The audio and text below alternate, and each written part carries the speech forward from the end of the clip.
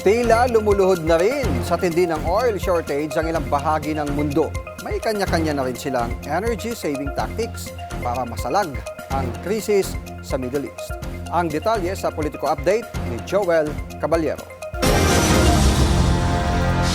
Gagamitin na ng Japan ang joint fuel stockpile nito sa katapusan ng Marso.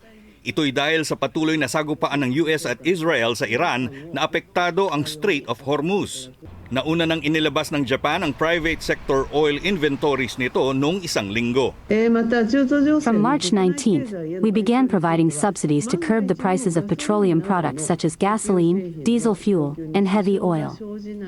Through these measures, we will respond with full effort to minimize the impact on economic activity.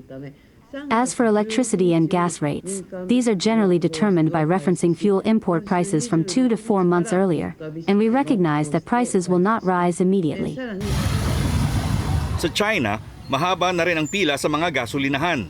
Inuunahan ng mga motorista ang pagtaas ng retail fuel price cap.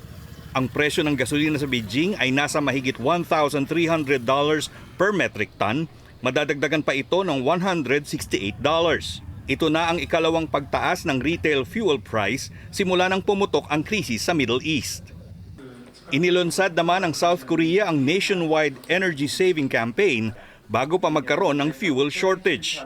Inabisuhan ang mga ahensya ng gobyerno na bawasan ang paggamit ng mga sasakyan. Voluntary muna ito para sa mga pribadong motorista, pero pwede raw mabago kapag tumaas ang energy alert level sa bansa. 비단 에너지만이 아닙니다. It's not just about energy. Because petrochemical products are used in virtually every part of our daily lives, from delivery containers to medical instruments, it is difficult to predict when and where problems might arise. To address potential major crises that could affect people's livelihoods, the economy, and the industry as a whole, we need to proactively activate a government-level emergency response system.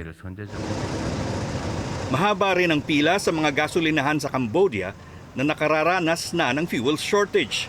Ang isang gas supplier hindi na muna magbebenta simula April 1st. Magpapatupad na rin ng fuel saving measures ang gobyerno tulad ng online meetings at pagsuspinde sa long distance travel. Matindi rin ang fuel shortage sa India, ang ikatlong pinakamalaking oil importer sa mundo. Pila na rin sa mga gasolinahan kahit pa sinabi ng gobyerno na may sapat na supply ng krudo. Joel Caballero, Bilyonaryo News Channel.